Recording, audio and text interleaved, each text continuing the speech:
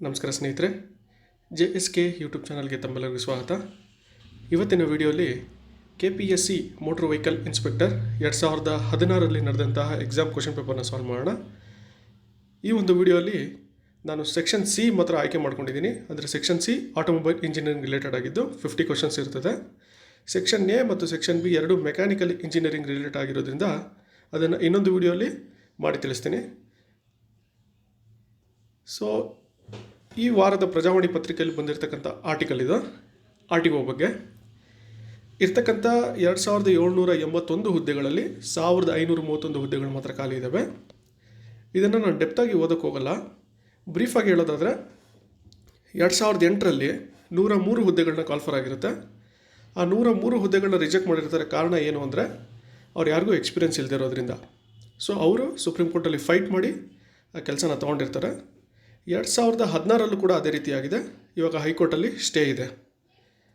129 ಹುದ್ದೆಗಳು ಕರೆದಿರೋದು, 129 ಹುದ್ದೆಗಳು ಕೂಡ ಸ್ಟೇಯಲ್ಲಿ ಇರ್ತವೆ. ಇವತ್ತಿನ ಟಾಪಿಕ್ಗೆ ಬರೋಣ.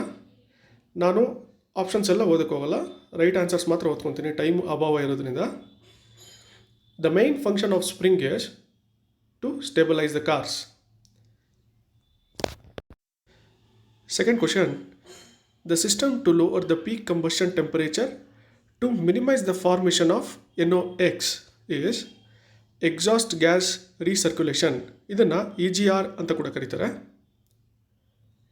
Next question, age limit in connection with driving of motor vehicle is above 18 years. ನಮ್ಮ ಮೋಟರ್ ವೆಹಿಕಲ್ ಆ್ಯಕ್ಟಲ್ಲಿ 16 ವರ್ಷ ಯಾರಿಗೆ ತುಂಬಿರ್ತದೋ ಅವರಿಗೆ 50 cc ಇಂಜಿನ್ ಓಡಿಸೋಕ್ಕೆ ಅವರಿಗೆ ಪರ್ಮಿಷನ್ ಇದೆ. ಬಟ್ ಇಂಡಿಯಾಲಿ 50 cc ಇಂಜಿನ್ ಯಾವುದು ಮ್ಯಾನುಫ್ಯಾಕ್ಚರ್ ಆಗ್ತಾಯಿಲ್ಲ. So correct answer is above 18 years. Next question, the characteristics that is enhanced by honing of a cylinder sleeve liner of an IC engine is for lubrication ಪರ್ಪಸ್ಗೋಸ್ಕರ ಹಾರ್ನಿಂಗ್ನ use ಮಾಡ್ತಾರೆ. Instrument used in checking specific gravity of the acid in battery is hydrometer. Hydrometer is the instrument use to check the specific gravity. ಹಾಗೆಯೇ hygrometer, multimeter, ಆ್ಯನಮೋಮೀಟರ್ ಏನಕ್ಕೆ use ಮಾಡ್ತಾರೆ ಅಂತ ತಾವು ದಯವಿಟ್ಟು ಓದ್ಕೊಳ್ಳಿ. ಸೊ ಇದ್ರ ಮೇಲೆ ಕ್ವಶನ್ಸ್ ಫಾರ್ಮ್ ಆಗ್ಬೋದು. Next question, extent of effectiveness of learner licence to drive the motor vehicle has to be in throughout India. ನೀವೆಲ್ಲಾದರೂ ಓಡಿಸ್ಬೋದು, ಎಲ್ಲೆಲ್ಲಿ ಮಾಡಿಸಿದ್ರೆ ತಾವು ಥ್ರೂಔಟ್ ಇಂಡಿಯಾ ಎಲ್ಲಾದರೂ ಓಡಿಸ್ಬೋದು. Next question, inspection of vehicle involved in accident is done by any person authorised in this behalf by a state government. So state ಗೌರ್ಮೆಂಟಿಂದ ಯಾರು authorise ಮಾಡಿರ್ತಾರೋ ಅವರು ಇನ್ಸ್ಪೆಕ್ಷನ್ನ ಮಾಡ್ಬೋದು. Next question, petrol that ಡಿಟೋನೇಟ್ಸ್ easily is called as low octane petrol. ತಾವುಗಳು ದಯವಿಟ್ಟು high octane petrol, blended petrol, unleaded petrol, leaded petrol ಅಂತ ಏನಂತ ಒಂದ್ಸಲಿ ತಿಳ್ಕೊಳ್ಳಿ. ಅದ್ರ ಮೇಲೆ ಕ್ವಶನ್ಸ್ ಫಾರ್ಮ್ ಆಗ್ತವೆ. Next question, a typical crankshaft of an inline 4-cylinder engine has 8 balance weights. So 16 balance weights, 12 balance weights, 4 balance weights. ಇದನ್ನು ಯಾವ ಇಂಜಿನಲ್ಲಿ use ಮಾಡ್ತಾರೆ ಅಂತ ದಯವಿಟ್ಟು ನೋಡ್ಕೊಳ್ಳಿ. ನೆಕ್ಸ್ಟ್ ಕ್ವಶನ್ ತುಂಬ ಈಸಿ ಇದೆ. ಕ್ಲಚ್ಚು ಎಲ್ಲಿ ಲೊಕೇಟ್ ಆಗಿದೆ ಅಂತ ಕೇಳಿದ್ದಾರೆ. So clutch is located between the gear box, transmission and engine ಮತ್ತು ಗೇರ್ ಬಾಕ್ಸ್ ನಡುವೆ ಕ್ಲಚ್ಚನ್ನು ಪ್ಲೇಸ್ ಮಾಡಿರ್ತಾರೆ.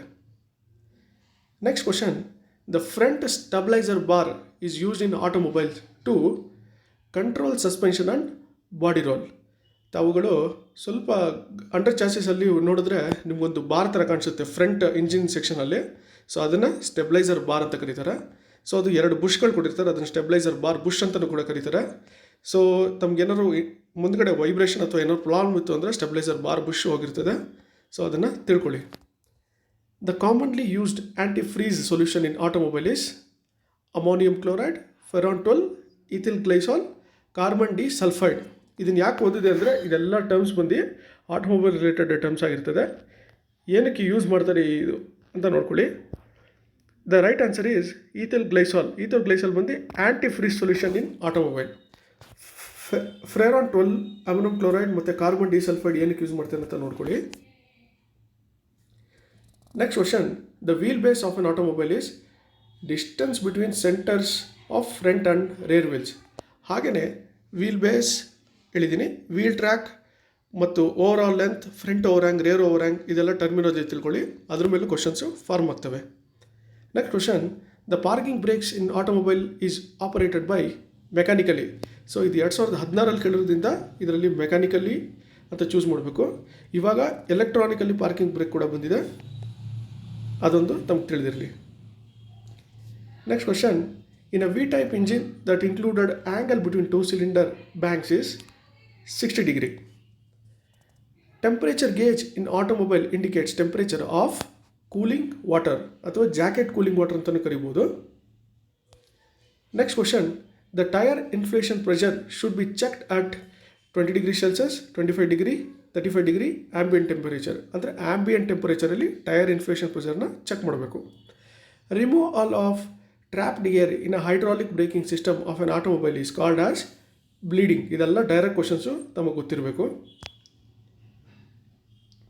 The advantages of tubeless tyre over tube tyre is all the above. ಅಂದರೆ ಸ್ಲೋ ಏರ್ ಲೀಕೇಜ್ ಕೂಡ ತುಂಬ ಕಮ್ಮಿ ಆಗುತ್ತೆ.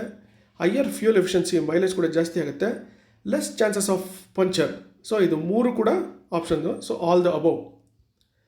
Next question, the main function of anti locking braking system in an automobile is to minimise directional control during braking by preventing locking of wheels. Next question, the ignition coils function is to step up voltage. ಇದು ಕೂಡ direct question. Next question, technician A measures engine displacement in cubic centimetre. ಅಂದರೆ CCಲಿ measure ಮಾಡ್ತಾನೆ. While technician B measures it in cubic inches. Who is correct? Technician A correct ಆಗಿರುತ್ತೆ. ಯಾಕಂದರೆ ಇಂಜಿನ್ನ CC ಅಂದರೆ cubic ಸೆಂಟಿಮೀಟ್ರಲ್ಲಿ measure ಮಾಡ್ತಾರೆ, ಅಥವಾ ಲೀಟರ್ಸ್. ಇವಾಗ Toyota engines ಎಲ್ಲ ಇದೆ ನೋಡಿ, 2.4 ಲೀಟರ್ಸ್, 2.8 ಲೀಟರ್ಸ್, 1.2 ಲೀಟರ್ಸ್, 1 ಲೀಟರ್, ಈ ಥರ ಇಂಜಿನ್ನ ಅದರಲ್ಲಿ ಮೆಜರ್ ಮಾಡ್ತಾರೆ. ಸೊ ಇಲ್ಲಿ ಟೆಕ್ನಿಷಿಯನ್ನೇ ಮೆಜರ್ಮೆಂಟು ಕರೆಕ್ಟಾಗಿದೆ, ಅಂದರೆ cubic centimetres. Next question, the automobile chassis consist of the engine, frame, power train, wheels, steering and braking system. So ಇಲ್ಲಿ ಚಾಸಿಸು ಏನೇನನ್ನು ಒಳಗೊಂಡಿರುತ್ತೆ ಅಂತ ಕೊಟ್ಟಿದ್ದಾನೆ. ಸೊ ಇಂಜಿನ್ ಇರುತ್ತೆ, ಬಾಡಿ ಫ್ರೇಮ್ ಇರುತ್ತೆ, ಮತ್ತು ಪವರ್ ಟ್ರೈನ್ ಅಂದರೆ ಟ್ರಾನ್ಸ್ಮಿಷನ್ ಏನೇನಿದೆ ಎಲ್ಲ ಇರುತ್ತೆ, ವೀಲ್ಸ್ ಇರುತ್ತೆ ಮೇಯ್ನಾಗಿ, ಸ್ಟೀರಿಂಗ್ ಆ್ಯಂಡ್ ಬ್ರೇಕಿಂಗ್ ಸಿಸ್ಟಮ್ ಕೂಡ ಇನ್ಕ್ಲೂಡ್ ಆಗಿರುತ್ತೆ. Next question, which of the following is true for R12? R12 ಅಂದರೆ ಇದನ್ನು ನೋಡೋದಾದರೆ toxic, flammable, destructive to earth ozone layer. Destructive to earth ozone layer ಭಾಳ ಇಂಪಾರ್ಟೆಂಟು. ಈ ಕ್ವಶನ್ನು ರೀಜನಲ್ ಟ್ರಾನ್ಸ್ಪೋರ್ಟ್ ಆಫೀಸರ್ಸ್ ಎಕ್ಸಾಮಲ್ಲಿ ಕೂಡ ಕೇಳಿದ್ದಾರೆ ಆಟೋಮೊಬೈಲಲ್ಲಿ. So what is the destructive to earth ozone layer ಅಂದರೆ which gas is destructive to earth ozone layer ಅಂತ ಕೇಳಿದ್ದಾರೆ. So ಇಲ್ಲಿ R12ಗೆ ರಿಲೇಟೆಡ್ ಆಗಿ all of this is true for R12. Next question, what is the first step in choosing a supply chain? ಇದು management related question ಇರುತ್ತಿದ್ದು. So ಇದರಲ್ಲಿ understanding the customer, it is the first step to choosing a supply chain.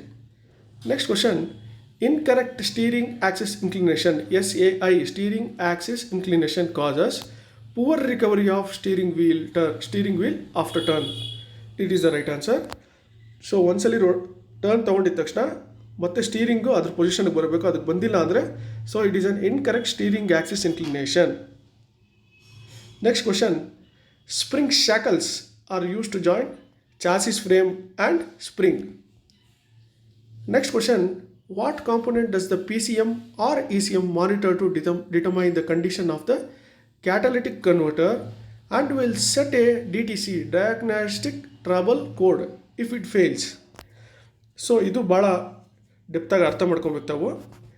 Component PCM or ECM monitor to determine the condition of the catalytic converter and will set a DTC if it fails ಅಂದರೆ front and rear O2 oxygen sensors. Oxygen ಸೆನ್ಸಾರ್ನ ಕಾರಲ್ಲಿ ಎಲ್ಲಿ place ಮಾಡಿರ್ತಾರೆ ಅಂತ ನೋಡ್ಕೊಳ್ಳಿ. So bayonet open ಮಾಡಿದ ತಕ್ಷಣ ತಮಗೆ ಫಸ್ಟ್ ಇಂಜಿನ್ ಬಾಟಮಲ್ಲಿ ಇರ್ತಕ್ಕಂಥದ್ದು ನಿಮಗೆ front and rear oxygen sensors ಕಾಣಿಸ್ತವೆ. ಇಲಿ ಕಚ್ಚಿದ್ರೆ ಕಾರಲ್ಲಿ ಇಲಿ ಹೋದರೆ ಫಸ್ಟ್ ಕಚ್ಚೋದೇ ಇದು ಆಕ್ಸಿಜನ್ ಸೆನ್ಸಾರ್ಸ್ನ ಕಚ್ಚೋದು. ಅಂದರೆ ಅದನ್ನೇ ಫಸ್ಟು ಯಾಕೆ ಅದನ್ನೇ ಕಚ್ಚುತ್ತೆ ಅಂದರೆ ಅದು ತುಂಬ ಬಾಟಮಲ್ಲೇ ಪ್ಲೇಸ್ ಆಗಿದೆ. ಸೊ ಅದಕ್ಕೆ ಈಸಿಲಿ ಆಕ್ಸೆಸಬಲ್ ಇದೆ oxygen sensors. So next question, the visual transmission of wind screen glass and rear window glass of every motor vehicle shall be. So ಇದು ಬಂದು motor vehicle act related question ಇದು. ಇದರಲ್ಲಿ ಎಷ್ಟು percent ವಿಂಡ್ಶೀಲ್ಡಲ್ಲಿ ಎಷ್ಟು percent ಇದಿರಬೇಕು ಮತ್ತು side ಗ್ಲಾಸಸಲ್ಲಿ ಎಷ್ಟು percent ಇರಬೇಕಂತ ಕೇಳಿದ್ದಾರೆ. So not less than 70% and 50% respectively. ಅಂದರೆ ವಿಂಡ್ ಸ್ಕ್ರೀನಲ್ಲಿ 70%ಗಿನ ಜಾಸ್ತಿ ಇರಬಾರ್ದು ಹಾಗೂ 50%ಗಿನ ಜಾಸ್ತಿ ಇರ್ಬೋದು. ಅಂದರೆ ಸೈಡಲ್ಲಿ ಇರ್ತಕ್ಕಂಥ ಗ್ಲಾಸ್ಗೆ ಹಾಕ್ತಿರೋಲ್ಲ ಕೂಲಿಂಗ್ ಗ್ಲಾಸ್ ಅಂತ, ಕೂಲಿಂಗ್ ಪೇಪರ್ ಅಂತ ಕರಿಬೋದು, ಅಥವಾ ವಿಜುವಲ್ ಟ್ರಾನ್ಸ್ಮಿಷನ್ ಇಷ್ಟಿರಬೇಕು. Next question, in the transmission system the provision of slip joints allows a change in length of shaft. ಇದು ಕೂಡ direct question. The cautionary signals are designed in rectangular shape. Triangular shape, rectangular, circular ಮತ್ತು trapezoid. ಇದನ್ನು ಯಾವ ಸಿಗ್ನಲ್ಸ್ಗೆ use ಮಾಡಿ, ಯಾವ cautionary ಸಿಗ್ನಲ್ಸ್ಗೆ, traffic signals use ಮಾಡ್ತಾರೆ ನೋಡ್ಕೊಳ್ಳಿ. Next question, the currency of transport licence will be given for 5 years. Interstate permits can be granted by STA. STA ಅಂದರೆ state transport authority. Next question, the validity of a learner licences ತಮ್ಮೆಲ್ಲರಿಗೂ ಗೊತ್ತೇ ಇದೆ, 6 months. So ಇದು ಕೂಡ direct question. The friction clutch works on the principle of friction. Next question, non registration vehicle identified with, ಅಂದರೆ ಯಾವುದೇ ಗಾಡಿ registration ಆಗಿಲ್ಲ ಅಂದರೆ ಅದನ್ನು ಹೇಗೆ ಐಡೆಂಟಿಫೈ ಮಾಡ್ತೀನಿ ಅಂದರೆ ಇಂಜಿನ್ ಆ್ಯಂಡ್ ಚಾಸಿಸ್ ನಂಬರ್. ಇದು ಕೂಡ direct question. Which of the following is not a source of emission pollutant from a vehicle. So crankcase emission, evaporative emission, exhaust emission is all a type of emission. ಇದು fuel burning ಮಾತ್ರ is not a source of emission. ಇದು fuel and pollution control ಅಲ್ಲಿ ಓದ್ತೀರಾ. 2-stroke engine have inlet ports at side of the cylinder. Next question, source of electrical energy in an automobile is magnetism, chemical reaction, both magnetism and chemical reaction, none of this. ಇದರಲ್ಲಿ right answer ಬಂದು both magnetism and chemical reaction. ಯಾಕೆ both magnetism and chemical reaction ಅಂತ ತಾವು ದಯವಿಟ್ಟು ಕಮೆಂಟಲ್ಲಿ ತಿಳಿಸಿ. So green tax is levied on transport vehicles once it completes. ಇದರಲ್ಲಿ motor vehicle ಆ್ಯಕ್ಟಲ್ಲಿ ಬರ್ತಕ್ಕಂಥ ಕ್ವಶನ್ ಇದು. ಇದನ್ನು ತಾವು ಕರೆಕ್ಟ್ ಆನ್ಸರ್ನ ಕಮೆಂಟ್ ಸೆಕ್ಷನಲ್ಲಿ ತಿಳಿಸಿ. Next question, the characteristics of brake fluid is high boiling point. High boiling point ಮತ್ತು ಇನ್ನೂ ಯಾವುದಾದ್ರು ನೆಕ್ಸ್ಟ್ ಕ್ಯಾರೆಕ್ಟರಿಸ್ಟಿಕ್ಸ್ ಇದೆ ಅದನ್ನು ಕೂಡ ಓದ್ಕೊಳ್ಳಿ. ಇದರಲ್ಲಿ ಆಪ್ಷನ್ಸ್ ಕೊಟ್ಟಿರೋದ್ರಲ್ಲಿ the best option is high boiling point. Automobiles without gear shaft uses following type of clutch for power transmission from engine. Single plate, multi plate, cone clutch ಎಲ್ಲ frictional type of clutches. Centrifugal ಕ್ಲಚ್ನ use ಮಾಡ್ತಾರೆ ಇದರಲ್ಲಿ, ಅಂದರೆ automobile without gear ಶಾಫ್ಟ್ಸಲ್ಲಿ centrifugal ಕ್ಲಚಸ್ನ use ಮಾಡ್ತಾರೆ. Next question, ಇದೆಲ್ಲ assignment questions. So ದಯವಿಟ್ಟು ಆನ್ಸರ್ಗಳನ್ನ ಕಮೆಂಟ್ ಸೆಕ್ಷನಲ್ಲಿ ತಿಳಿಸಿ, ಗೂಗಲಲ್ಲಿ ಚೆಕ್ ಮಾಡೋಕ್ಕೆ ಹೋಗಬೇಡಿ. To get automotive service excellence ಅಂದರೆ ASC certification, a technician must have minimum years of hands-on experience. ಅಂದರೆ ASC ಸರ್ಟಿಫಿಕೇಷನ್ ತಗೊಳ್ಳೋಕ್ಕೆ ಒಬ್ಬ ಟೆಕ್ನಿಷಿಯನ್ಗೆ ಮಿನಿಮಮ್ ಎಷ್ಟು ವರ್ಷ ಎಕ್ಸ್ಪೀರಿಯನ್ಸ್ ಇರಬೇಕಂತ. So 1 year, 2 year, 3 year and 4 year. Next question, preventive maintenance cheques, preventive maintenance cheques made most often spare tire pressure, coolant in the coolant recovery reservoir, operation of all exterior lights, engine oil level. So correct ಆನ್ಸರ್ನ ದಯವಿಟ್ಟು comment ಸೆಕ್ಷನಲ್ಲಿ ತಿಳಿಸಿ, explanation ಕೊಟ್ಟರೆ ತುಂಬ ಒಳ್ಳೆಯದು. Next question, appellate authority for taxation cases related to motor vehicle is.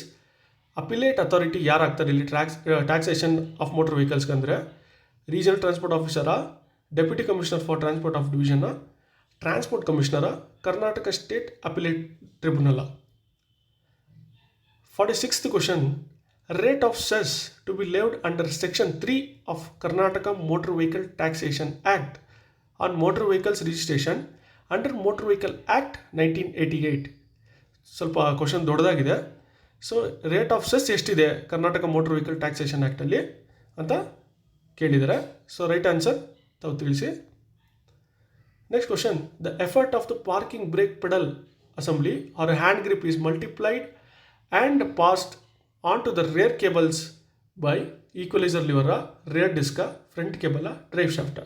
So ಆನ್ಸರ್ನ ತಿಳಿಸಿ. Next question, the replacement of engine oil and oil filter is known as corrective maintenance, preventive maintenance, breakdown maintenance, none of the above. So final ಆಗಿ ಎರಡು question, for transport vehicles for late payment of tax how much percentage of penalty will be imposed? 10%, 20%, 30% and 50%. If a driver of a vehicle while on driving met with an accident, immediately he must inform to which authority, ಯಾವ ಅಥಾರಿಟಿಗೆ inform ಮಾಡಬೇಕು ಅವನಿಗೆ accident ಆಯಿತು ಅಂದ ತಕ್ಷಣ? Licensing ಅಥಾರಿಟಿನ, registering ಅಥಾರಿಟಿನ, police authority or state authority. So ಸ್ನೇಹಿತರೆ, ಇಲ್ಲಿಗೆ 50 ಕ್ವಶನ್ಸ್ ಮುಗಿದಿದೆ. ಇದರಲ್ಲಿ ಯಾವುದನ್ನು ತಪ್ಪಿದರೆ ದಯವಿಟ್ಟು ತಿಳಿಸಿ ಕಮೆಂಟ್ ಸೆಕ್ಷನಲ್ಲಿ. ಸೊ ಟೋಟಲ್ನು ನನಗೆ ಗೊತ್ತಿರೋ ಹಾಗೆ 9 ಕ್ವಶನ್ಸ್ನ ನಾನು ಅಸೈನ್ಮೆಂಟಾಗಿ ಕೊಟ್ಟಿದ್ದೀನಿ. ಸೊ ಇದಕ್ಕೆ ಎಕ್ಸ್ಪ್ಲನೇಷನ್ ಕೊಟ್ಟರು ತುಂಬ ಒಳ್ಳೆಯದು. ಇನ್ನು ನೆಕ್ಸ್ಟ್ ಬರೋ ವೀಡಿಯೋಲಿ ನಾನು ಸೆಕ್ಷನ್ ಎ ಮತ್ತು ಸೆಕ್ಷನ್ ಬಿ 50 ಮತ್ತು 50 ಕ್ವಶನ್ಸ್ ಅಂದರೆ 100 ಕ್ವಶನ್ಸ್ ಇದೆ. ಅದನ್ನು ಸಾಲ್ವ್ ಮಾಡಿ ನಾನು ನಿಮಗೆ ತಿಳಿಸ್ಕೊಡ್ತೀನಿ. ಸೊ ಈ ವಿಡಿಯೋ ಇಷ್ಟ ಆಗಿದ್ದರೆ ದಯವಿಟ್ಟು ಲೈಕ್ ಮಾಡಿ, ಶೇರ್ ಮಾಡಿ, ಸಬ್ಸ್ಕ್ರೈಬ್ ಮಾಡಿ ಅಂತ ಕೇಳ್ತಾ ಇವತ್ತಿನ ವಿಡಿಯೋ ಮುಗಿಸ್ತಾ ಇದ್ದೀನಿ. Thank you.